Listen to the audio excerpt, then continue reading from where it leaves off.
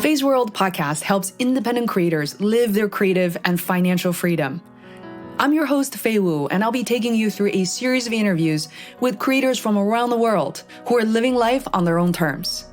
Each episode is packed with tactics, nuggets you can implement, origin stories to make listening productive and enjoyable.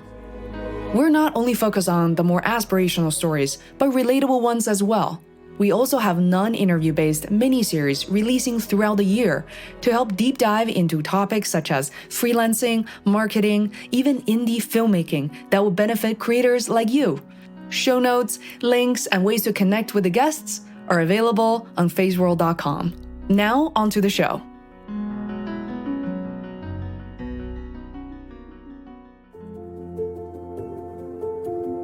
Hey guys, this is Fei Wu again, and thank you so much for listening to the Feisworld podcast.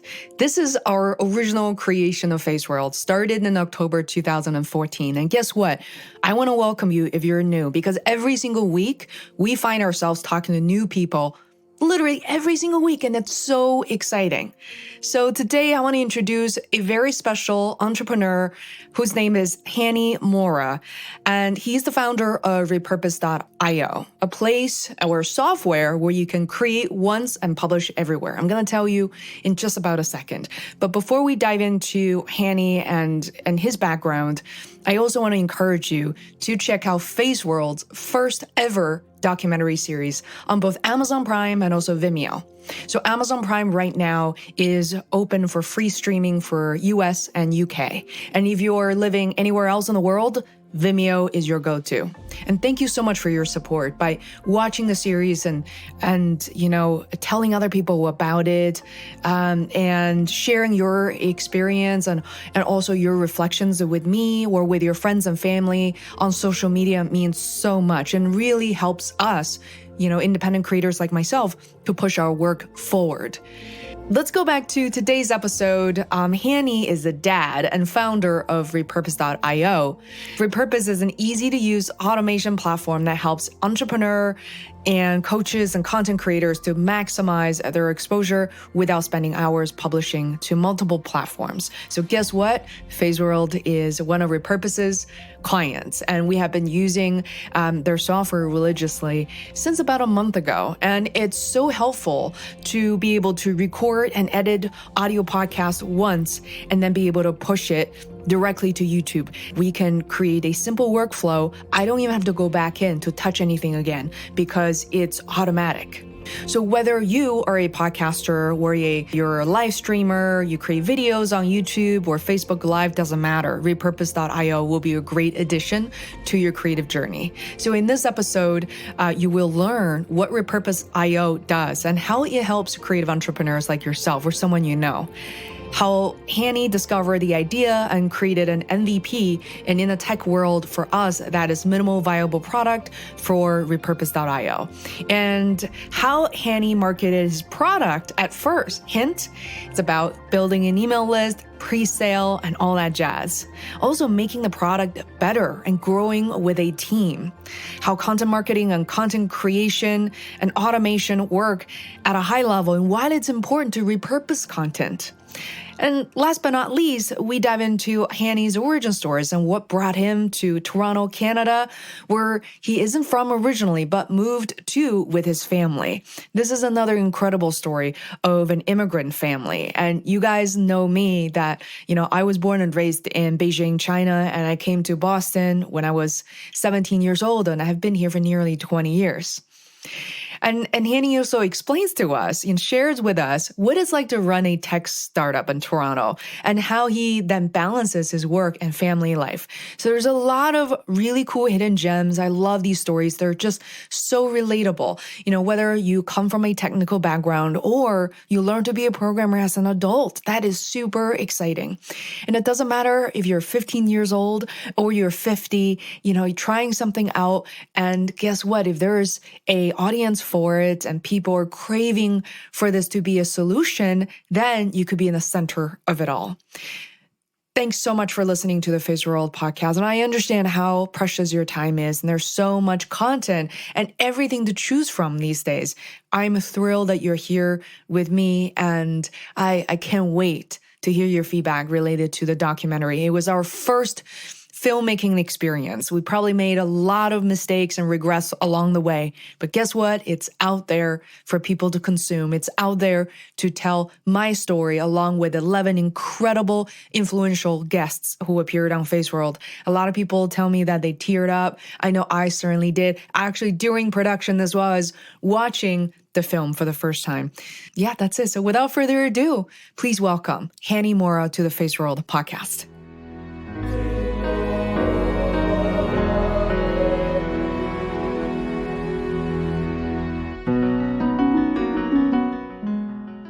Hani Mourra, thanks so much for joining me on Feisworld. I'm so thrilled that you made the decision to join us and replied quickly, and gives me a lot of joy. Hey, my pleasure, my honor. It's an honor to be here. I'm a very, not only a dedicated user for Repurpose.io. I couldn't believe it. Literally, this is how I stumbled upon. This is my story, which I know that as a creator founder, you're like, how did you discover the podcast? It's crazy. So as a podcaster for a while, people were debating whether we should push our, audio content onto YouTube. And about 2 months ago, I started taking YouTube very seriously. And I said to myself, wow, we really should do this. And how do we do this? And I remember just how to repurpose podcast content for YouTube, and your website showed up. And I was very skeptical because I felt like I was very in tune with what's available, but somehow I didn't really find one very quickly. And I downloaded that night. I subscribed right away. And for the following weeks, and I really started recommending to everyone I know, because I also lead a fairly sizable podcaster community. And Nice. yeah, the moment I look at somebody using a static image, I'm like, what are you doing? Like, this is what you subscribe to and check it out. That's awesome. No, it's always good to know. Like, I'm always curious, how do people find out about it? Word of mouth, Google searches. So it's awesome. Yeah, I know we rank pretty well for podcast to YouTube. When you search for that, our videos come up, our website comes up. So I guess our SEO part is working really well. That's good to know. Yeah. And I looked on LinkedIn and I thought this was this new thing, but realized that you've been running the company since 2016. So could you tell us a bit about sort of the context and history of how Repurpose.io came about? Yeah, so let's jump back to maybe 2014 really quick. I had this itch. I'm a software engineer, so I've been managing projects. That's kind of what I do for my day job. And then I got this itch to create something of my own. Right? I wanted to create something. I didn't know what it was, but I knew I love video. I've been blogging about video for the past 2-3 years. Long story short, one day it just hit me. I'm like, I got to make a tool for software for video people. And that's all I knew. I didn't know what it was. That's all I knew. And then just kind of let it marinate there. And then I kind of solved my own problem with my blogging. What was I doing regularly that I could automate? So my first software back in probably 2014 or 13 or 14 was to take YouTube videos and put them on your blog. That was my first WordPress plugin that I created. I got some help to create it, hired a contractor, worked out the details. But that's how I got into that kind of entrepreneurial spirit. I was like, I wanted to solve my own problem. I got it out to a few people through my network, etc. And it got some traction. People are like, I like this. I like this. And then from there was a WordPress plugin that came out. We released similar idea. It pushes podcasts to your website. Because one of our customers said, hey, you're doing this for YouTube. Can you do it for our podcast? So we did that about 6 months later. And then about 6 months later, they said, hey, can you take Facebook Lives and put them on our blog? So customers kept asking, what else can you do from WordPress? So that's how I get started. But the cool thing is, after around 2016, people were asking, okay, great, you're pulling all our content, repurposing it as blog posts, YouTube videos, podcasts, Facebook Live, but can you go from one platform to the other? Like, not the blog, send it from YouTube, podcast to YouTube, or Facebook Live to YouTube. And I'm like, I like that. I kind of let it marinate. And then more and more people kept asking. And that's how Repurpose was born. It was customer feedback from the existing customers using our WordPress plugins, wanting the extra step to go further and do more. Well, speaking of which, I just saw a new pop-up when I logged into Repurpose. Like now you can, I didn't pay close attention, but was it repurposing video content to LinkedIn as well? Yeah, we just released that maybe 3 weeks ago, 3 weeks ago. So now you can publish, Repurpose can upload directly to LinkedIn, to your LinkedIn page. It's kind of the only limitation right now.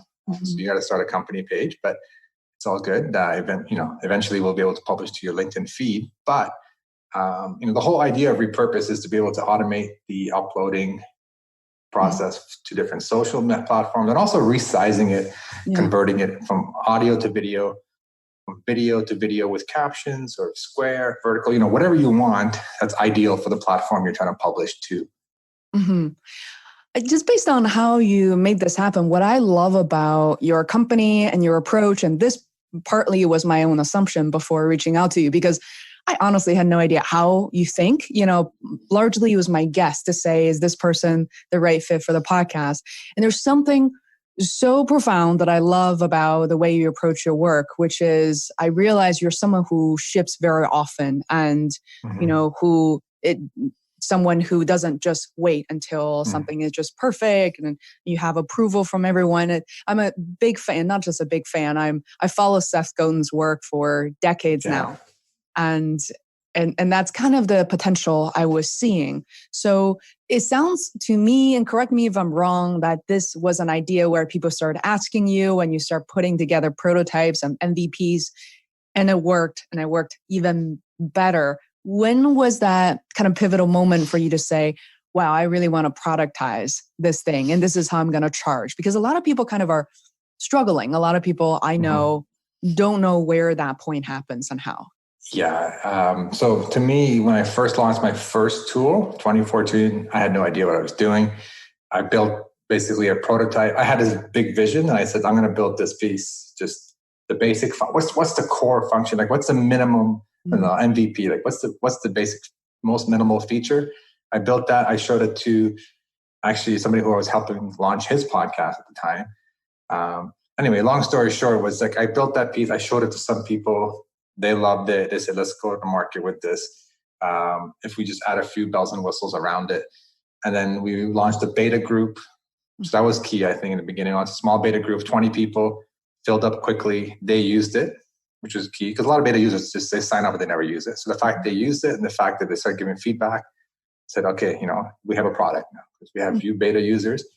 And then we got it out. So that process, probably month of 3 weeks, 4 weeks of beta testing, and then a couple more weeks to get it out. So very short sprints or very short windows of time where we wanted to get stuff out. And then I had a whole list of things I wanted to do with the WordPress plugin, but it didn't matter. To me, those are all nice things I wanted. But so once we got it out, we heard from what customers wanted, and then we added those first. With Repurpose, so those were the WordPress plugins, like way back. Every year we build more software. We got more experience. We know we're more comfortable. So the thing I learned with Repurpose was, I followed the same track. I said, okay, what's the most basic function that we want? We want to take an audio into a video. And that's all Repurpose did. There's two features it did. It did audio to video, and then it did Facebook Live to YouTube. It took a Facebook Live and put it on YouTube. Those two things, and that's it.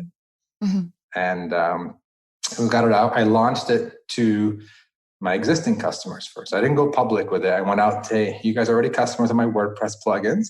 You love it. Here's some more automation. And I asked people to prepay. I asked them to prepay. It wasn't built yet. Back from November, and it didn't launch until April, but we sold it in November. If you buy now, in 6 months, you'll gain access. You put down $150 or something, like you'll get your money back if you don't like it when it comes out, but commit some money now. And that was a way of testing if people are willing to pay for this tool. So smart. And it was to our existing customers who already had that know, like, trust factor. So we weren't trying to pitch it to anybody new. People knew our products. People knew who I was. I did a webinar. We got, I think, 20 people to sign up on that webinar. And very quickly, probably filled. Very quickly, yeah. They're like, oh yeah, I trust you. I bought your software before. It's a no-brainer. And there was a refund. If you didn't like it, and when it got released in April or March, if you didn't like it, you get that money back. So there was no risk to the people who signed up. But that was my way of saying, hey, are people willing to pay for it? and B, start getting feedback. Like once, because they started using it on January, February, and giving us some good feedback on what's broken, what's not working, what could be better. And then we took that to market around April. Same thing, launched to my list. We had an early notification list as well. So as we were building, I said, hey, if you're interested in this tool, sign up here, leave your email, we'll let you know when it's ready. So we kind of built that list. So I'm interested in hearing, and by the way, this whole kind of pre-sell to your customers, and like you said, is a great way to validate the product. Plus, it's going to give you some, hopefully sufficient funding to really not have to think about finance. One of our other guests, Joey Corman, did the same thing. He pre-sold his course, just single online course, to like 5 people at a significant price tag. People were willing to pay anyway. And now it's a multi-million-dollar online academy, which is really fantastic. So that's awesome.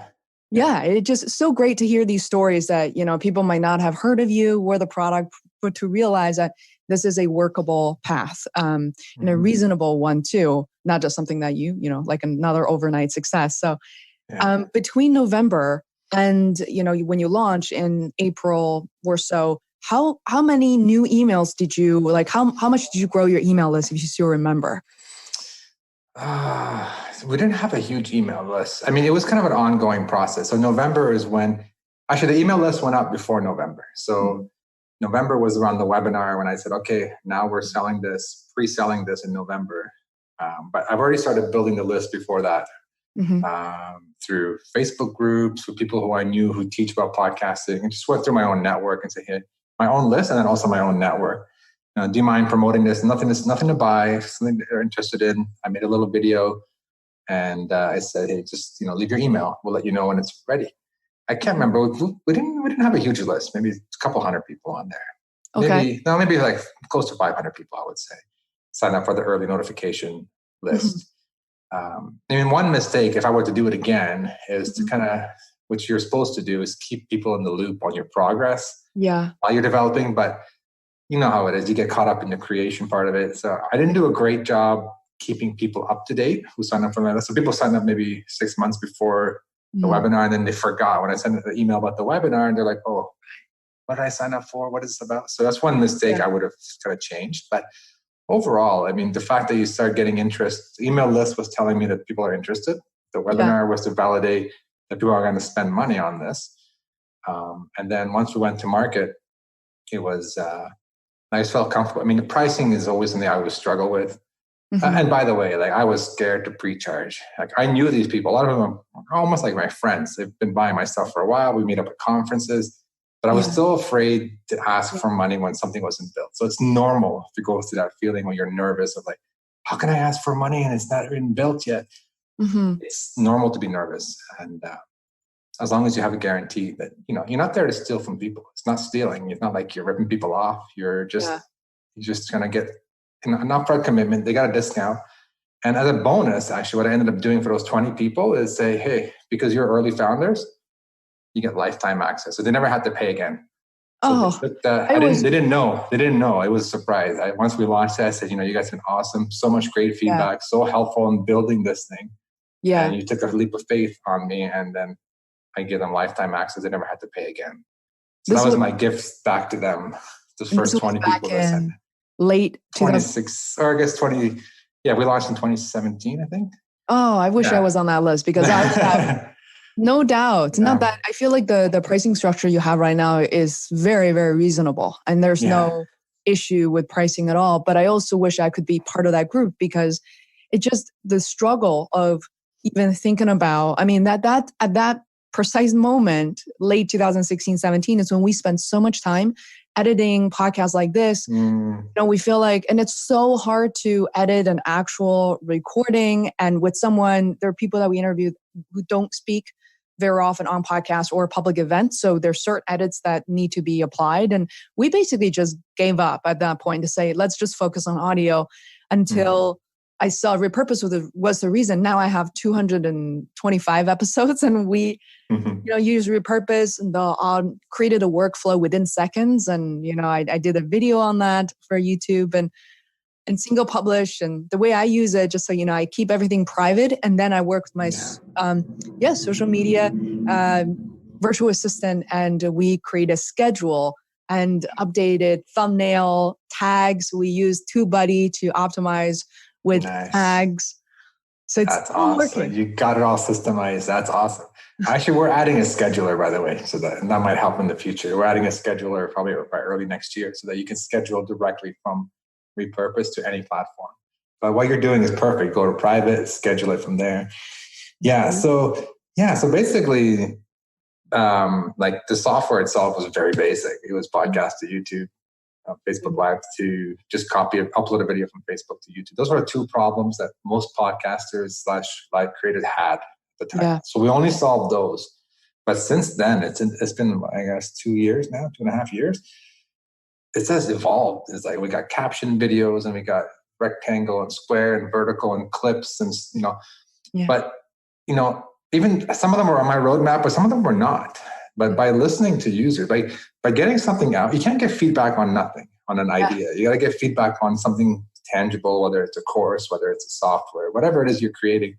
Mm-hmm. You got to get people using and experiencing it, and then giving you feedback. So I'm happy. I'm a perfectionist. You saw me earlier. I was adjusting my laptop so that little thing in the corner wasn't showing. So I'm a perfectionist too, but I knew that if I don't get anything out to people, I'm not gonna get proper feedback. Mm-hmm. So just kind of said, all right, this is it. This is the scope. We're building this 2 features, get it out, and then we'll start working in the background as people are using it. So I encourage anybody who's creating anything, course, software, whatever it is you're creating, get it out in its most basic form, and at least to a handful of people, and start getting feedback on it. Yeah, wonderful. I completely agree with that. And hey guys, it's Fei Wu, and you're listening to the Feisworld podcast. Today on Feisworld, welcome Hani Mourra, who's the founder of Repurpose.io. It's a software for coaches, content creators, and entrepreneurs, because when you create your content once, it will help you publish it everywhere. Now back to the show.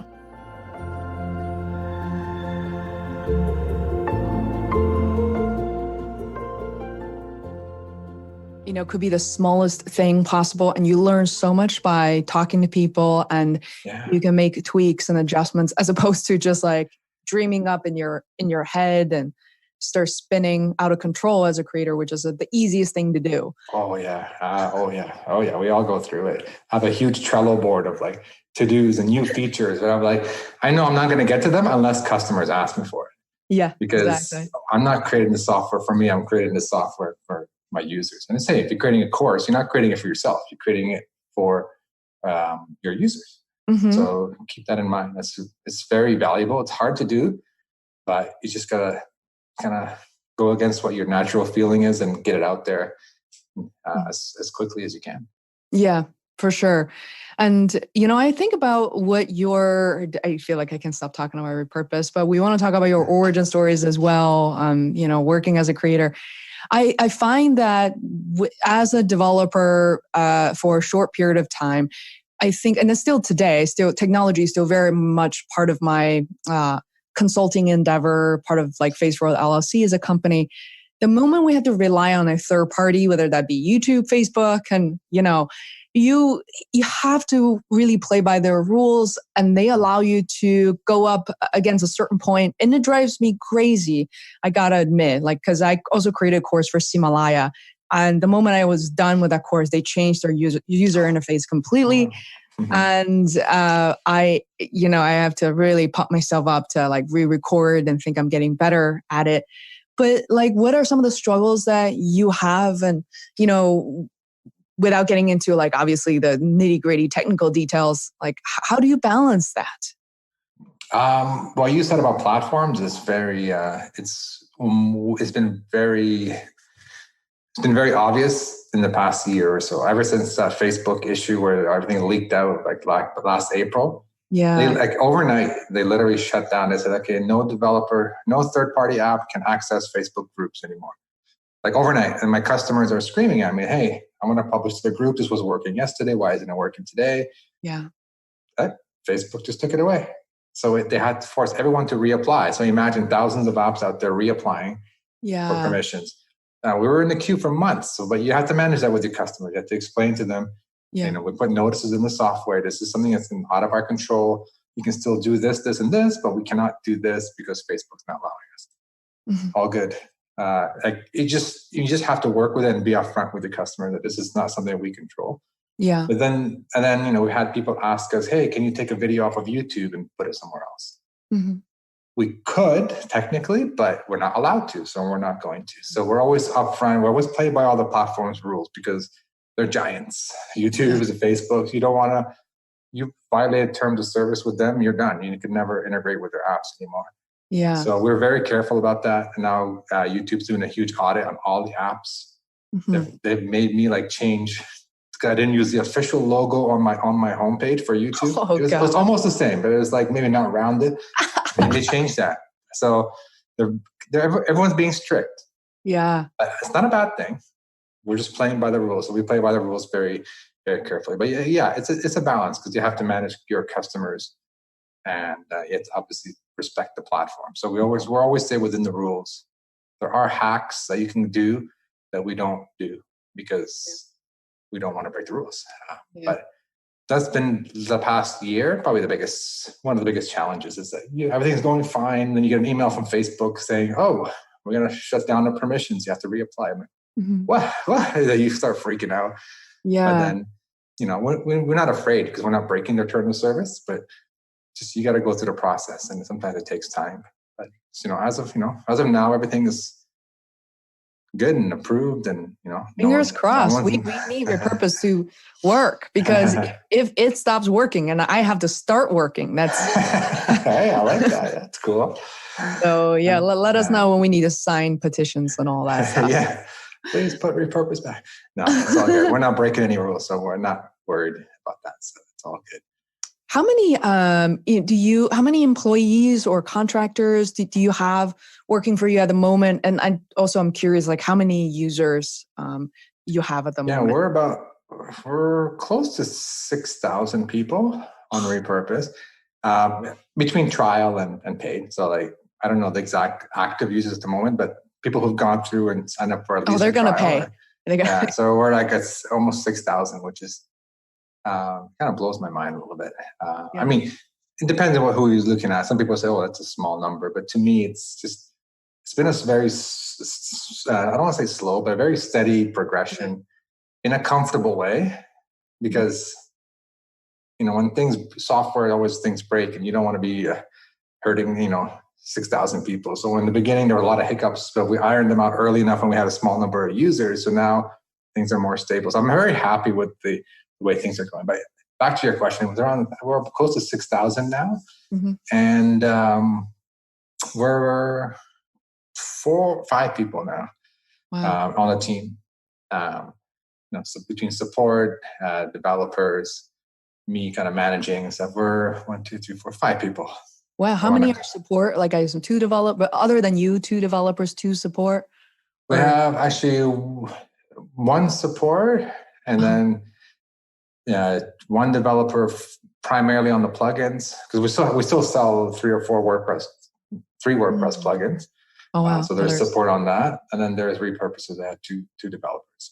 But I jump in between. I help support whenever needed. I help, and I try not to touch the code, but if I have to, I get in there and I touch it because I usually break it. But so I kind of float around. But I'm more and more stepping away and focusing more on doing the marketing side of things and kind of stepping back and looking at the big picture and the roadmaps and that kind of stuff. So, which is hard for me.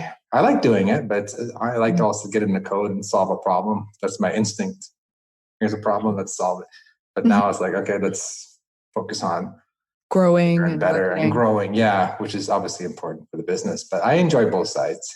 Yeah, I mean, I also enjoy the creation as well as marketing, because I feel like so many of us still feel like talent alone is enough, or talent in the case of whether that's, your singer, your Broadway actor, that's the body as an instrument, or your talent as in what your software brings. Still, people need to actively market themselves and their products, and you can't just sit back and let somebody else take control. So like, but I'm at the same time, I'm curious, like, what was the decision like for you to be the CMO, like chief marketing, versus hiring someone like a director of marketing to kind of assist you with that marketing side of things?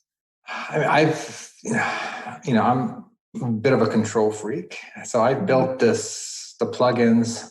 The first plugin I launched with a business partner. So I was the technical and he was the marketing, because I didn't know what I was getting into, and he had the right audience, and we worked together and we got it out to a lot of people. The second plugin, I wanted to be more, I don't want to say the face of the product, but I wanted to be more of like the person behind the product. I just did that one on my own, marketing, and then the development, I had help with it. So in the beginning, I learned a little, I don't want to say a trick, but it's something that I humanized the software in a sense that I've always put my face on the product, that, hey, I'm accessible. You can reach me. I'm part of the Facebook groups, so all over the podcasting Facebook groups. I show up to the conferences in person to meet people face to face. So I kind of humanized the software. So people got to know me as well as the software, which I think helps as a content creator, software creator, whatever creator. People get to know you, especially in software, because you're not in the face. There's no video or anything, right? It's software. So anyway, so I humanized it. People got to know me. So I became almost attached to the brand early on, which I think helped me as we went around and grew more and more software and then launched Repurpose. People, oh, you're the guy from the WordPress plugin that did this one. I like that. I'm going to check this out too. Oh, yeah. So I became part of the marketing. So I don't see it happening soon, but at some point when we get big enough, we'll probably hire more people to help with the marketing. But I still feel like I know the product and I know my customers. I mean, it's growing now. I don't know every single customer, obviously, but I know the type of customers. But I'm having a hard time letting go, and I'm enjoying being kind of the one to market the product. But I will definitely get some help. At some point. And I think 6,000. Yeah, it's definitely a sizable base of people, and I think you can learn. You're already learning so much from them, and it's easier to profile using like Facebook lookalike. And I'm recently became a big fan of in-stream ads and YouTube. On YouTube. Okay. Yeah, super. Yeah, I haven't touched the YouTube ads yet. I've been kind of looking into Facebook now, but YouTube not yet. But not yet. I'll send you. It's on my list. Yeah. Yeah, I'll send you a quick video because to be honest, I start watching these.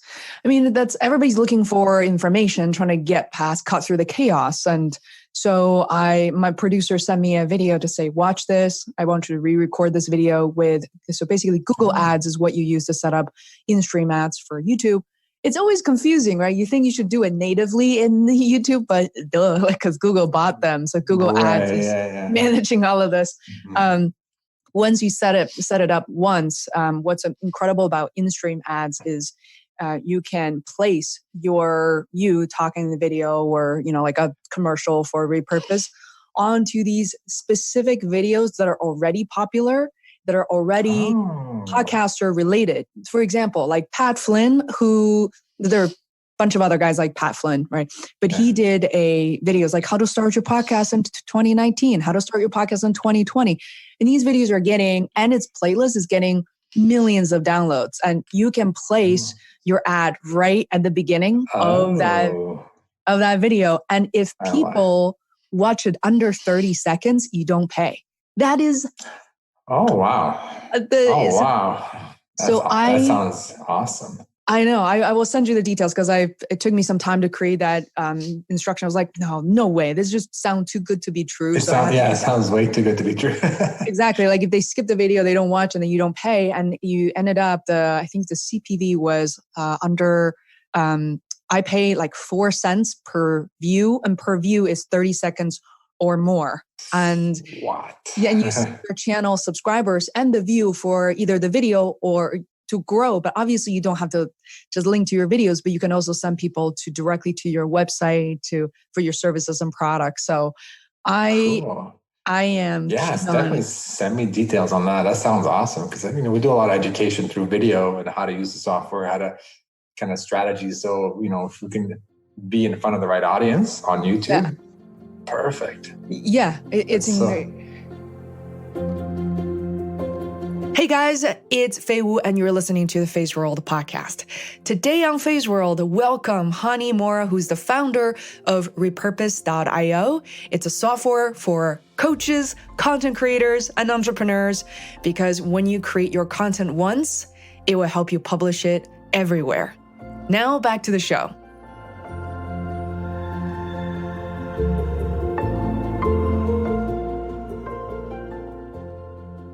Speaking of, I want to put my repurposed videos in front of the right audience as well, because, speaking of which, even though I'm not a marketer for you, but I sort of am, because I signed up for affiliate marketing with Repurpose and kind of spread the word. And I want to see, how all that works together. So I want to hear about your journey. And, as before we started the show, because of who I am, I didn't really grow up here in Boston. I grew up in Beijing, moved here about 20 years ago, and this is my second home. And as a result, I'm really proud to have interviewed a lot of immigrants, like to hear more about immigrant stories and immigrant women as well. What was your journey like? Were you born and raised in Canada, and how did you get to where you are? Yeah, actually, I was born in Kuwait. So I grew up in the Middle East. I was born in Kuwait. And then I think 1989 wow. or so, when the Gulf War happened. And that's when we woke up and there was this gunshots and bombs and outside our window. We're like, oh, that's not good. And, I was 11-ish, maybe around 11 or 10. Didn't really know what's going on. And then basically we just had to stay in our house, in our apartment at the time. And basically 2 months later, we had to just kind of pack everything up in a Jeep. My parents I got a driver who drove me, my two brothers, and my parents just drove out, and we left. And we crossed the border, and then we ended up coming to the US to stay with my dad's brother, my uncle. And then we end up kind of back and forth, and we finally settled in Canada a couple of years later. So it's a interesting backstory that doesn't usually come up in podcasts, but it's kind of fun to share and look back and say, wow, that happened when you're 11, and you don't really realize what's going on when you're 11. And you still remember. And then what's I remember waking up and there was just jet fighters outside the window. Windows rattling. There'll be bombs every couple of days, and the window would rattle, and we're like, okay, we're just gonna stay in here and not get close to the windows. And it was looking back, I was like, wow, it's weird that happened. But when you're there, you didn't really appreciate what was happening, which was probably good, and as almost like a protection mechanism. But we all left. My cousins, we all lived in Kuwait, and we all left, and now we're all here. So in Canada, so it all worked out, and now we all have kids, and our kids are growing up here, so it's together. Together-ish, within an hour drive of each other. But it's just cool that we all grew up together, and then we all left, and we all ended up in the same place now, and then our kids are growing up together. So. Wow. Where were you in the U.S. When you first got here? We were in Florida. We stayed with my uncle for a bit, and then we came back to Canada. Well, we kind of bounced around for a couple of years. Finally settled in Canada. Maybe I forget. My dates are off, but every year we'd be moving back and forth between US and Canada, and then we settled here. And then my cousins were also here, and we went to university here, and kind of our life started here when we were kind of like mid-teenagers. So what was it? Do you still remember? You remember because you're a preteen at that point. A lot of people don't when they're super young. But do you remember the first couple of years where when you're trying to learn English, was it challenging trying to learn the language and make friends and be immersed in the culture? Yeah, actually, we are very fortunate. In Kuwait, we were in a private school, so we were learning English there. So English and Arabic. So language was not an issue.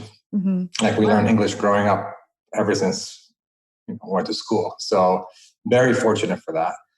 But when we came to US, the culture was different. In US, Canada, Culture is a lot of things that we just didn't get it, right? But you're pretty young and you just adapt. And yeah, it's hard because every year for 4 years we'd one school, and then next year we'd move to a different country, a different school, and then back to the US for a year, and then back to Canada for a year. And it's around middle high school, early high schoolish. So it's like a hard time to be moving around, but it kind of worked out. It worked out. And you're young. And I mean, I moved here when I was 17. I was so pumped. I love the American culture. I was a skater and a hockey player. So like it will fit in. It's like, this is I really was loving it. But in retrospect, now in my 30s, I'm like, oh, that was really hard. Oh, wow. How did I deal with that moment? And like you said, it's like a protective mechanism. I got to say, do you remember the food transition? Because I really like Arabic food, like Middle Eastern food is something I don't know. It will make me really fat. Like I will be huge if I just eat it every day. But was it hard for you, or like parents cooked for you?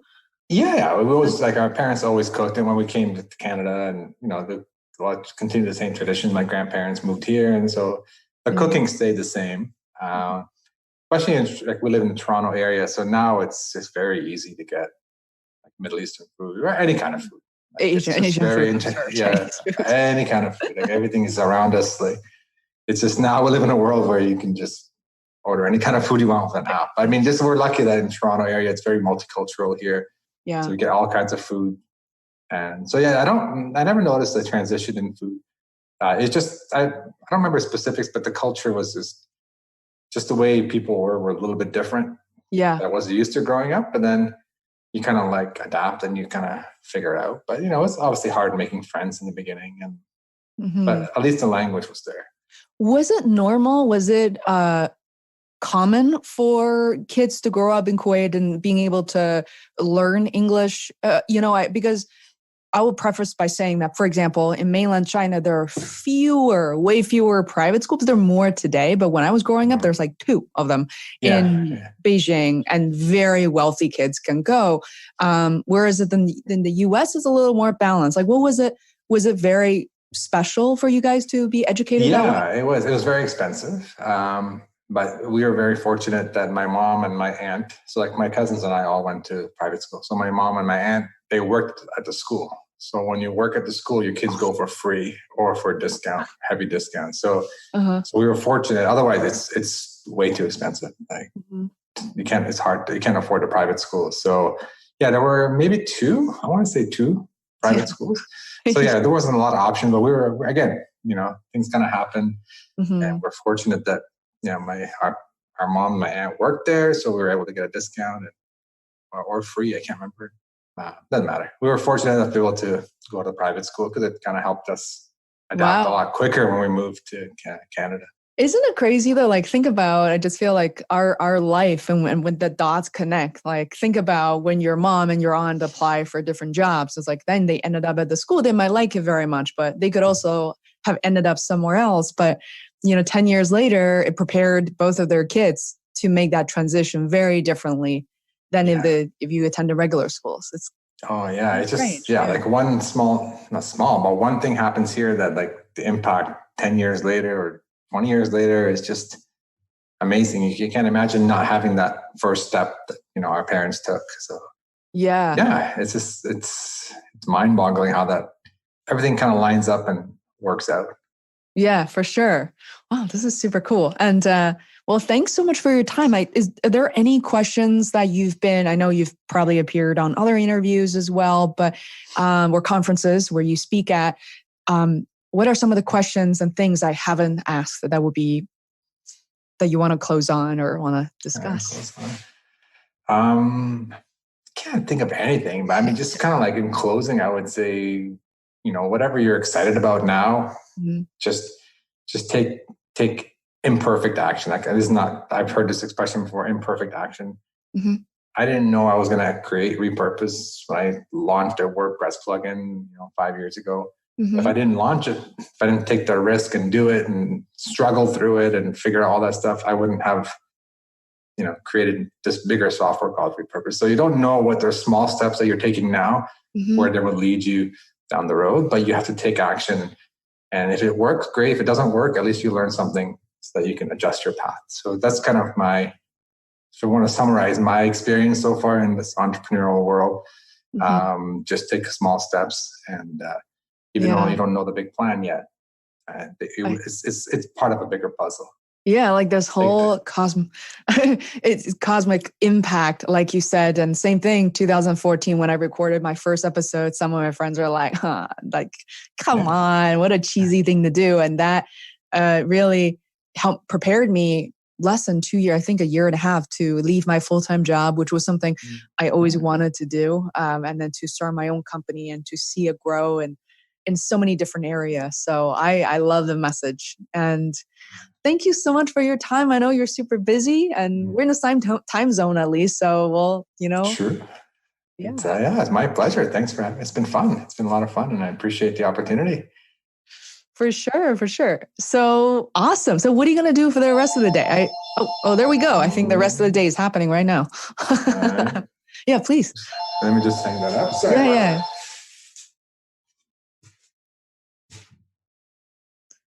Okay. So funny. Perfect timing. Yeah. I forgot to ask you one thing. Sorry. How many hours, it's a silly question, do you work on your company? I mean, what is your work week like? It varies. When it's close to a release, we try to do a release every month, but realistically closer to a month and a half. Near the end, it's just like getting the pieces together, the testing team, and everybody coordinated and stuff. And I'm picky, so I go in there and I make sure I test a lot of things, especially the new features. I want to make sure it's smooth. I spent a lot more time during that time, but I don't know, during the average a week, I mean, I'm at it every day. So doing something every day before the kids come home at around 3:00. So, so I try to go for a walk in the morning. Yeah. For about an hour or so, say around between 10 and 3. Good. Yeah, every day I'm sure when the kids go to sleep, you're, I gotta tweak this thing, do that thing. Yeah, I used to do that more, but now I'm to the point where it's like the product's mature enough and I gotta just reprioritize. If I burn in the beginning, I was burning myself out. Just gotta go, I gotta keep going. But now it's like, I can't think clear if I'm forcing myself. So if we're making a new feature, a new something, or trying to solve how we're going to do this problem, just kind of let it go for a bit and just tomorrow morning, wake up, go for my walk. Maybe during my walk, I'll think about it. So I'm trying to time manage better and spend more time, with my wife afterwards and just disconnect from the time. Because I love it. The problem is I love it too much. I'm sure you're the same way. You love it that you can do it all day and then you can go at night and just go all night. But I know at least it's not healthy to do that. So I need that break. I mean, I force myself to take a break. But it's actually funny because lately I've been struggling. This kind of sounds really weird, struggling to find a hobby. It's like, what do I do when I'm not doing this? At night. I mean, I don't like to watch TV too much. I watch with my wife. We have our shows, but I don't enjoy watching TV. I don't enjoy reading a lot either. What do I do? So I know what you mean. So then my instinct is got the laptop. Okay, what else can we build? Or maybe I should just test this feature. So that's I'm trying to find a hobby. It sounds really weird when I tell my friends, hey, I'm trying to find a hobby. What do you guys think I should do? They're like, what's wrong with you?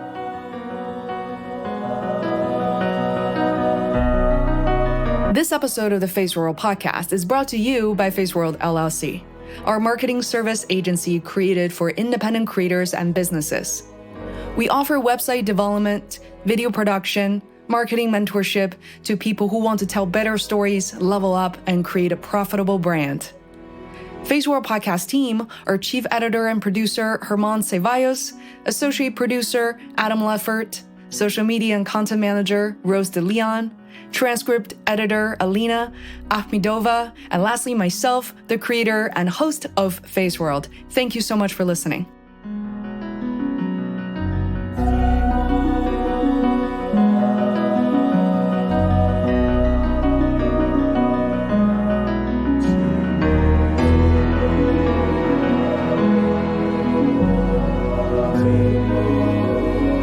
you.